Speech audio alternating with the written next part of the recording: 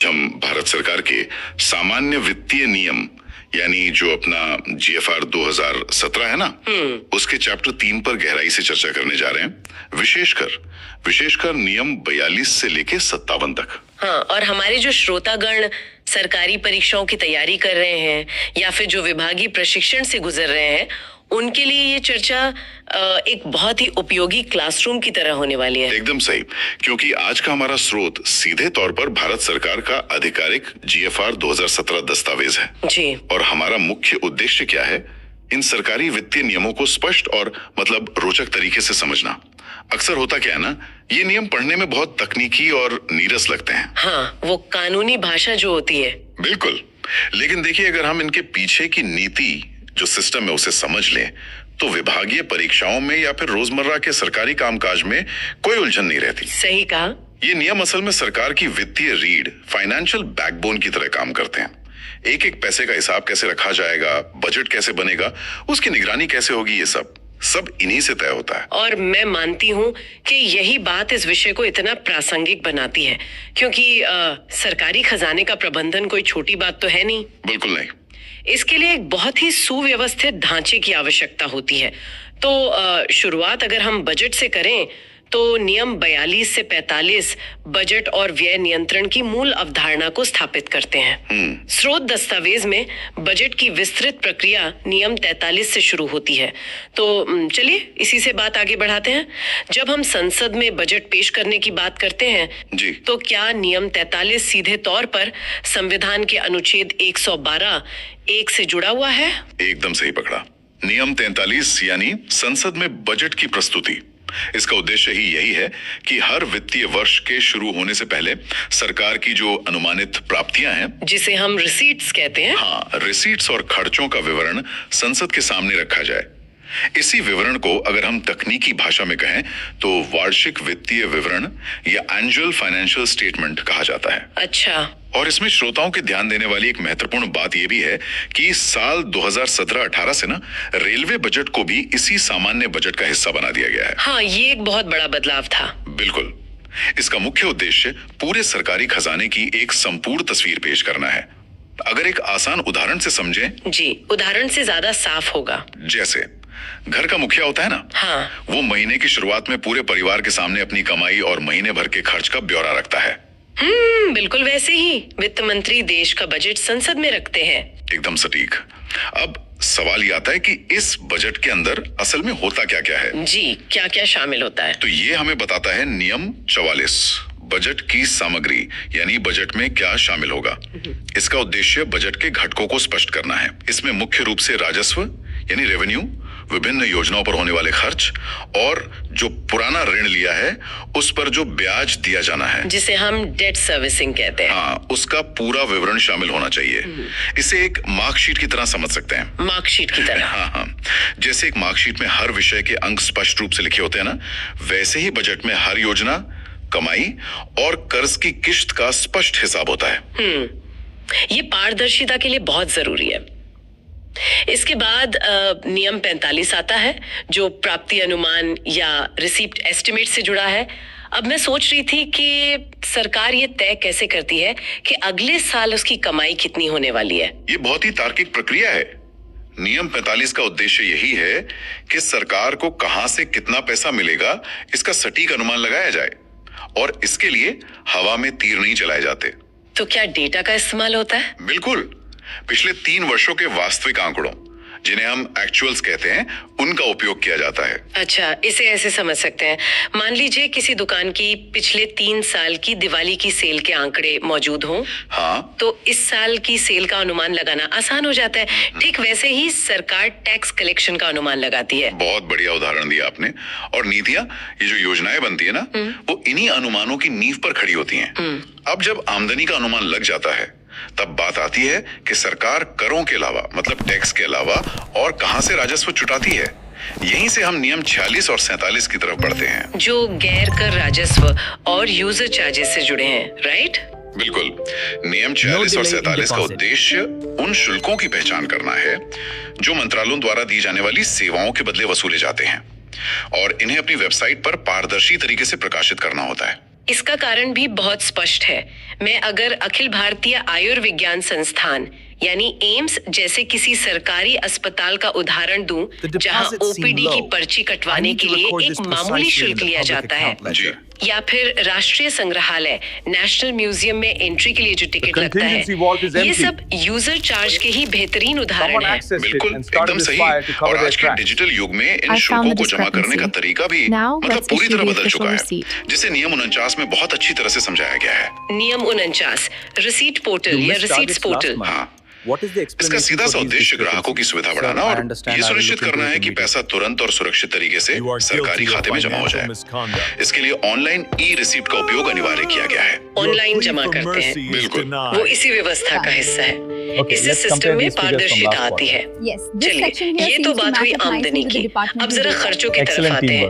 मैंने देखा है कि नियम 50 व्यय के अनुमानों को समझने के लिए बहुत ही महत्वपूर्ण है। जी, बहुत महत्वपूर्ण। सरकारी खर्चों को संसद में पास कराने की प्रक्रिया, मतलब सभी खर्चों के लिए एक जैसे तो नहीं होते। एकदम सही। और यही नियम 50 का मुख्य उद्देश्य है, खर्चों को 2 भागों में बांटना। पहला हिस्सा है भारित व्यय, जिसे अंग्रेजी में चार्ज एक्सपेंडिचर कहते हैं। ये संविधान के अनुच्छेद 112(3) के तहत आता है और इसकी सबसे बड़ी खासियत ये है कि इस पर लोकसभा में वोटिंग नहीं होती। ओके। और दूसरा हिस्सा है मतदेय व्यय या वोटेड एक्सपेंडिचर। ये अनुच्छेद 113(2) के तहत आता है, जिसके लिए लोकसभा की मंजूरी और बाकायदा वोटिंग चाहिए। इसके पीछे का संवैधानिक कारण समझना बहुत दिलचस्प है। भारित व्यय उन पदों के लिए होता है जिन्हें राजनीतिक बहसों से दूर रखना होता है। हाँ, जिनकी स्वतंत्रता जरूरी है, जैसे राष्ट्रपति महोदय का वेतन जो देना ही है बिना किसी वोटिंग के।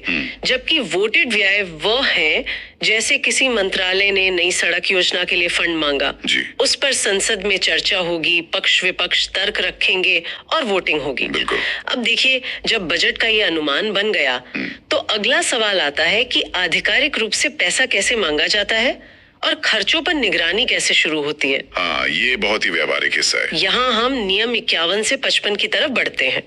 नियम 51 और 52 अनुदान की मांगे, डिमांड्स फॉर ग्रांट्स और बजट के प्रारूप से जुड़े हैं। इसका उद्देश्य ये है कि संसद से वोटेड खर्चों के लिए आधिकारिक रूप से पैसे मांगना और इसके लिए वित्त मंत्रालय द्वारा तय किए गए एक समान प्रारूप का ही पालन करना होता है। इसमें मेजर और माइनर हेड्स स्पष्ट होते हैं, यानी एक रूपता बहुत जरूरी है। जैसे किसी कॉलेज में हर विभाग, चाहे वो साइंस हो या आर्ट्स, वो अपने साल भर के प्रैक्टिकल या इवेंट्स के लिए प्रिंसिपल से फंड मांगता है, तो उन्हें एक तय स्टैंडर्ड फॉर्म ही भरना होता है। कोई अपनी मर्जी की एप्लीकेशन नहीं दे सकता। बिल्कुल सही। और क्या वो फॉर्म भरते ही पैसा मिल जाता है? नहीं। यही नियम 53 आता है, अनुमानों की स्वीकृति। अच्छा। इसका उद्देश्य है वित्त मंत्रालय के बजट प्रभाग द्वारा सभी मंत्रालयों के अनुमानों की बहुत ही कड़ी जांच करना। सिर्फ कागज नहीं देखे जाते, बल्कि प्री बजट मीटिंग्स होती हैं। मतलब आमने सामने बैठकर चर्चा। हाँ, उदाहरण के लिए बजट फाइनल होने से पहले शिक्षा सचिव और व्यय सचिव यानी सेक्रेटरी एक्सपेंडिचर वो एक मेज पर बैठते हैं और आंकड़ों को वास्तविकता के करीब लाते हैं। अगर पुराना पैसा खर्च नहीं हुआ तो नया फंड नहीं मिलेगा। ये दर्शाता है कि वित्त मंत्रालय एक गेट कीपर की भूमिका निभाता है, लेकिन सिर्फ पैसा जारी कर देना ही तो काम नहीं है। नियम 54 इस चर्चा का एक बहुत ही शानदार पहलू सामने लाता है, आउटकम बजट। जी, ये बहुत बड़ा सुधार है।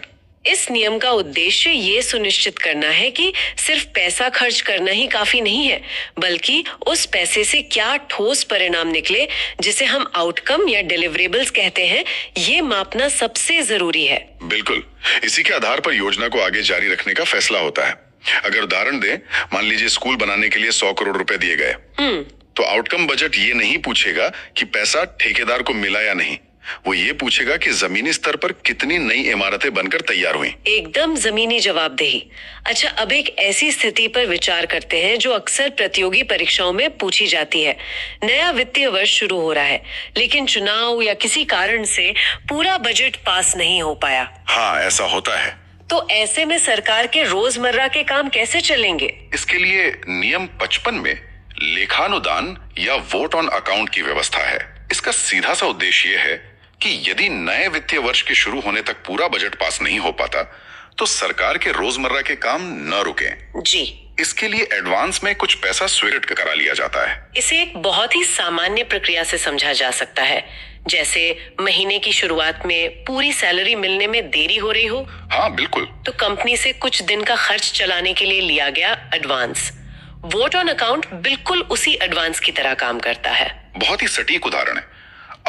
अब हम इस विस्तृत चर्चा के सबसे महत्वपूर्ण हिस्से पर आते हैं। जी, जब बजट पास हो गया, पैसा मिल गया, तो यह सुनिश्चित कैसे होगा कि पैसा सही जगह और सही तरीके से खर्च हो रहा है? हाँ, ट्रैकिंग कैसे होगी? नियम 56 अनुदानों के संचार यानी कम्युनिकेशन की बात करता है। बजट पास होने के बाद वित्त मंत्रालय संबंधित मंत्रालयों को और फिर मंत्रालय अपने अधीनस्थ कार्यालयों और पीएओ यानी पे एंड अकाउंट्स ऑफिसर को पैसे के आवंटन की सूचना देते हैं। अच्छा, जैसे हेड ऑफिस द्वारा अपनी सभी ब्रांचों को ये ईमेल भेजना कि भाई इस साल तुम्हारा स्टेशनरी का बजट इतना है। मतलब सबको अपनी लिमिट पता चल गई। बिल्कुल, लेकिन असली नियंत्रण आता है नियम 57 से, व्यय पर नियंत्रण की जिम्मेदारी। ये तो बहुत ही विस्तृत नियम है। हाँ, इसका उद्देश्य ये सुनिश्चित करना है कि खर्च बजट की सीमा से बाहर ना जाए, पैसा उसी काम के लिए खर्च हो जिसके लिए मिला है, और साल खत्म होने के बाद कोई बैकडेट में खर्च ना दिखाया जाए। और शायद इसीलिए इसमें इतने सारे फॉर्म्स होते हैं। बिल्कुल, इसी नियंत्रण को लागू करने के लिए जीएफआर फॉर्म्स की एक पूरी श्रृंखला है। विद्यार्थी इस पर विशेष ध्यान दे। जी, सबसे पहले आता है फॉर्म जीएफआर 5। इसका उपयोग डीडीओ यानी आहरण एवं संवितरण अधिकारी करता है। वो हर खर्च का एक रजिस्टर बनाता है। अगर इसे आसान भाषा में कहें तो ये रोजमर्रा के खर्चों की डायरी है। बिल्कुल।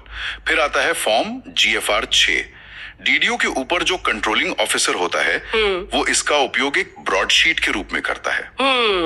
एक अटेंडेंस रजिस्टर की तरह, ये देखने के लिए कि सभी डीडीओ से रिपोर्ट समय पर आ रही है या नहीं। एकदम सही। जब सारी रिपोर्ट्स आ जाती हैं तो कंट्रोलिंग ऑफिसर फॉर्म जीएफआर 7 का इस्तेमाल करता है। अच्छा, जीएफआर 7 में वो उन सबका संकलन यानी कंपाइलेशन करता है। ओके। और इसके बाद अंत में जो हेड ऑफ डिपार्टमेंट है वो फॉर्म जीएफआर 8 के जरिए एक समेकित या कंसोलिडेटेड रिपोर्ट बनाता है जो पूरे विभाग का खर्च दिखाती है। मतलब नीचे से ऊपर तक पूरी चेन बन गई। हाँ, लेकिन बात यही खत्म नहीं होती।